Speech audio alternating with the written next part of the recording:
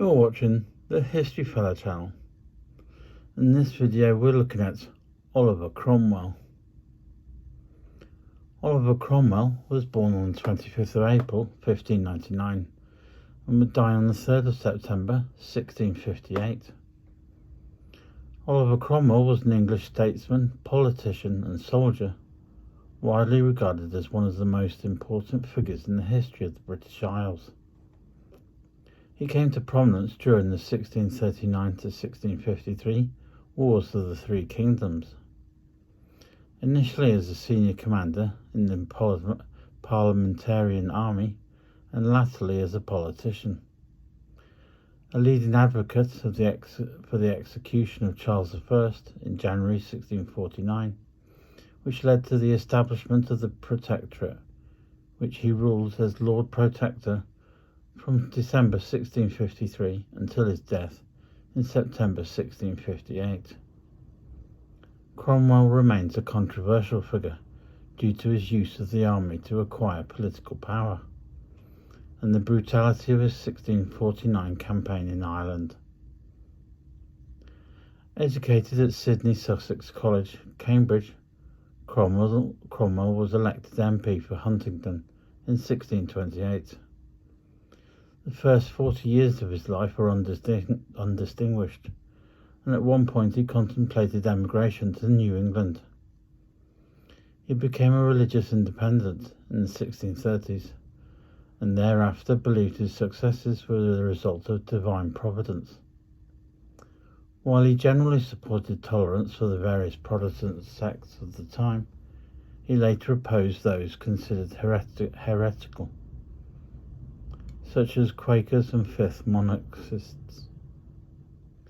In 1640, Cromwell was returned as MP for Cambridge in the Short and Long Parliaments, and joined the Parliamentarian Army when the First Civil War began in August 1642.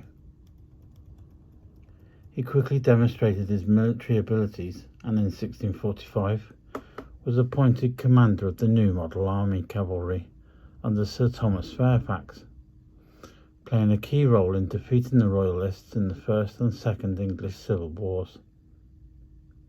Following the execution of Charles I and the exile of his son, military victories in Ireland and against the Scots from 1649 to 1651 firmly established the Commonwealth and Cromwell's dominance of the new Republican regime. In December 1653, he was named Lord Protector of the Commonwealth, a position he retained until his death in September 1658, when he was succeeded by his son Richard, whose weakness led to a power vacuum.